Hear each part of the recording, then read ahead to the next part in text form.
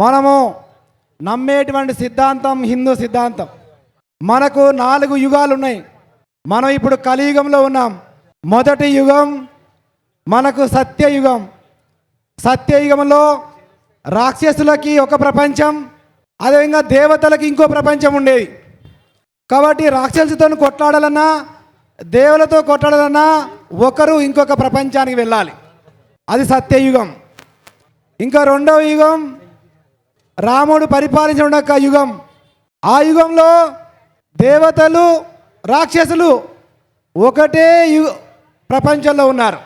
అంటే రామాయణం అంతా రాక్షసులు దేవతలకి మధ్య యుద్ధం జరిగింది ఒకటే ప్రపంచంలో. ఇంకా మూడో యుగం ద్వాపర యుగం. ద్వాపర యుగం వచ్చేసరికి ఒకటే కుటుంబంలోకి వచ్చారు రాక్షసులు దేవతలు.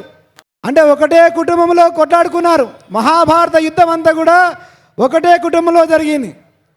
అందులో కూడా రాక్షస గుణాలు దైవీ గుణాల వాళ్ళ మధ్యలో.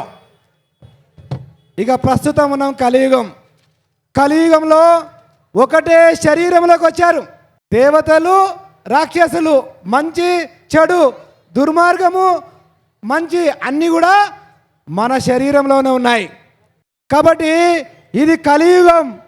కాబట్టి మరి మంచి పెరగాలి, చెడు నాశనం కావాలి అన్నట్టయితే మంచి కార్యక్రమాల్లో పాల్గొనాలి, మంచి సంస్థల్లో చేరాలి. కాబట్టి అలాంటి యొక్క మంచిని నిర్మాణం చేసేటువంటి ఒక మనిషిలో దైవత్వాన్ని, ఒక వీరత్వాన్ని, ఒక శూరత్వాన్ని ధర్మం వైపు మళ్లించేటువంటి సంస్థ హిందూ వాహిని. హిందూ వాహిని అంటే శత్రువుల యొక్క గుండెల్లో గుబులు గుబులు చేస్తుంది. మన తెలంగాణ అసెంబ్లీ లోపల 4 సార్లు హిందూ వాహిని బ్యాన్ చేయాలని చెప్పేసి ఒక తురుష్కుడు మొరిగాడు. అంటే వాడికి ఎంత భయం చూడండి. అంటే హిందూ వాహిని అంటే మనంతా హిందూ వాహినే. హిందూ వాహిని అంటే కూడా అధ్యక్షుడు కార్యదర్శి హిందూ వాహిని కాదు. తెలంగాణ లోపల ఉన్నటువంటి అందరూ కూడా హిందూ వాహిని వాళ్ళే. వాహిని అంటే ఒక సమూహం. మనమంతా హిందూ వాహిని. మరి మన హిందూ వాహిని ఎంత బలంగా ఉందో మనకు తెలుసు. సిద్దిపేటలో మన బలాన్ని చూసి శత్రువు భయపడాలా, మనం భయపడాలా? చెప్పండి, ఏం మాట్లాడతలేరు. మన బలం చూసి శత్రువు భయపడాలా, మనం భయపడాలా?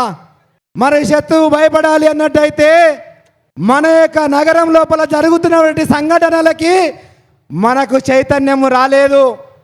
మన కాలనీ లోపల సంఘటన జరిగితే మన శివాజీ విగ్రహాన్ని చింపేస్తే అక్కడ ఉన్నటువంటి హిందూ వాహిని కార్యకర్తల మీద కేసులు వేస్తే హిందూ లోపల చైతన్యం లేదు. ఇక్కడ మన పక్కనే శంకర్పేట గ్రామం లోపల శివాజీ విగ్రహాన్ని పెట్టనీయకుండా ఆపారు. ఆపే ధైర్యము, ఆపే గుండె ధైర్యము ఎవరికి ఉంది ఈ దేశంలో? శివాజీ విగ్రహం పెట్టుకుంటే ఆపే ధైర్యం ఎవరికి ఉంది అంటే మనల్ని రక్షించమని మన యొక్క కష్టాజీతంతో పన్ను కట్టేటువంటి జీతంలోంచి మనము రోజు కష్టపడేటువంటి మన రక్తం నుంచి ఇచ్చేటువంటి డబ్బులోంచి జీతాలు తీసుకుంటున్నారే, వాళ్ళు ప్రజల్ని రక్షించండి, శివాజీ భావాల్ని రక్షించండి అనేటువంటి చెప్పితే వాళ్ళు ఇప్పుడు కాపలా ఉన్నారు అక్కడ. ఒకప్పుడు ఆంగ్లేయులు మనల్ని వ్యతిరేకించారు, ఇప్పుడు మనల్ని వ్యతిరేకిస్తున్నారు. హిందూ దేశం ఇది.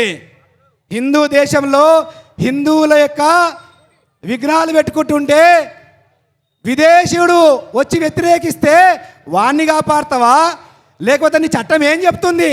ప్రభుత్వాలకు భయపడి జీవించడం మీ యొక్క బతుకైతే రాబోయేటువంటిది హిందూ ప్రభుత్వమే రాబోయే లోపల మేము కూడా చూసుకుంటాం. హిందూ వాహిని అంటే కేవలం ర్యాలీలు తీస్తారు, హిందువులు కేవలం వింటారు పోతారు అనుకుంటున్నామరేమో. అధికారులంతా కూడా అధికారులు గుర్తుపెట్టుకోండి, హిందూ సమాజం ఒక్కసారి కనుక తిరగబడితే ఎవడు మిగిలడు. కుషాలను వదిలిపెట్టలేమేమో. ఒక్క కుషాను లేకుండా తరిమి కొట్టినాం ఈ దేశంలో. ఎవరినో తరిమి కొట్టాం. ఈ దేశంలో రజాకాల రాజ్యాన్ని తుడిచిపెట్టాం. రజాకాలు ఒక్కడంటే ఒక్కడు లేకుండా చేశాం. ఎవరు? హిందూ యువకులే. మళ్ళీ అలాంటి యొక్క చైతన్యం కనుక రాకపోతే మనము ఎక్కడ ఉన్నామో ఆలోచించుకోవాలి. కాబట్టి ఈ వేదిక మీద నుంచి హెచ్చరిస్తున్నాం మేము, వెంటనే అక్కడ విగ్రహం పెట్టడానికి ఎలాంటి అవాంఛనీయ సంఘటన లేకుండా దయచేసి పోలీసులు అక్కడి నుంచి వెళ్ళిపోవాలి. కాబట్టి హిందువులారా, మనము హిందువుగా జీవించాలి అన్నట్టయితే మన శక్తి పెరగాల. ఈ శక్తి సరిపోదు. వాడేమో హం పాంచ్ అమర 25 అంటున్నాడు. మేమిద్దరము మాకిద్దరు, ఇద్దరు ముద్దు, ఒకడు హద్దు, ఇంకొకరి మందికి అసలే వద్దు. ఎందుకు వద్దు? రేపటి రోజులో నీ మనవడు అంటాడు, మా తాత మినిస్టర్ అయినాడు, ఏం బీకిండు, హిందువుల కోసం ఏం చేయలే, అంతా వాళ్ళ కోసమే చేసిండు. మా నాయన కార్పొరేటర్ అయిండు, ఏం బీకిండు, ఏం చేయలే. మా నాయన ఎమ్మెల్యే అయిండు, ఏం బీకిండు, ఏం చేయలే.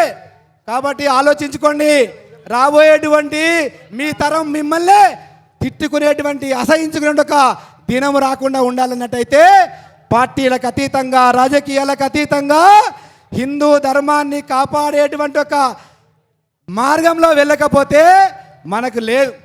కాబట్టి రేపటికైనా రాబోయే సంవత్సరం మన సంఖ్య పెరగాలంటే 20 ఏళ్ళ తర్వాత ఇక్కడ శివాజీ జయంతి మళ్ళీ ఇదే వేదిక ఉండాలంటే, ఇదే సంఖ్య ఉండాలంటే అవకాశం ఉన్న ప్రతి యువకుడు తప్పనిసరిగా మేమిద్దరము, మేము నలుగురము, వాడు అంపంచ్ అమర 25 అంటే మనం నలుగురం అనలేమా? యువకులకు ఆ ధైర్యం లేదా? అరే సార్ ఎక్కడ చదివిపియాలా, వాడెక్కడ చదివిస్తున్నాడో, వాడెక్కడ వైద్యం చేయించుకుంటున్నాడో, మన ప్రభుత్వ హాస్పిటల్లో చేయించుకుంటున్నాడు. కాబట్టి మనము కూడా మన జనాభా పెంచుకోకపోతే మనకు పుట్టగతులు లేవు. డైనోజర్ అనే సినిమా వచ్చింది, డైనోజర్ ఇట్లా ఉండే అని, హిందూ వంటలో ఇట్లా ఉండే అని చెప్పుకునే రోజు రాదు కూడా. ఎందుకంటే ప్రపంచంలో హిందుత్వం పెరుగుతుంది, తెలంగాణలో హిందుత్వం పెరుగుతుంది. ఈరోజు 4000 గ్రామాల్లో హిందువాయిని శివాజీ ఉత్సవాలు చేస్తుంది. వచ్చే సంవత్సరము 12,000 గ్రామాల లోపల హిందువాయిని ఉత్సవాలు జరపబోతుంది.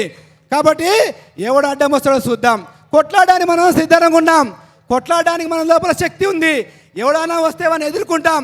కానీ నలుగురికి అనేటువంటి శక్తి నిర్మాణం చేసుకోవాలన్నట్టయితే ముందు డ్రగ్స్ మాఫియా నుంచి బయటికి రండి, డ్రగ్స్ నుండి బయటికి రండి, డ్రగ్స్కి అలవాటు కాకండి.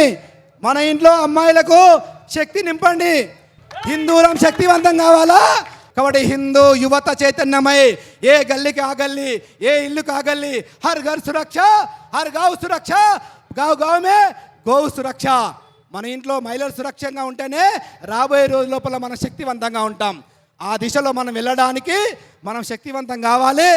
అలా శక్తివంతం అవుతూనే, అందుకే హిందూ అంటే దమ్ముకు ధైర్యానికి స్వాగతం, సుస్వాగతం. కాబట్టి మనందరం కూడా వెళ్దాం. రేపు వెళ్ళి అక్కడ మన యొక్క విగ్రహాన్ని ప్రతిష్టాపన చేద్దాం. జై బోలో భారత్ మాతా కీ, జై శ్రీరామ్, ఛత్రపతి శివాజీ మహారాజ్ की, శంభాజీ మహారాజ్ की.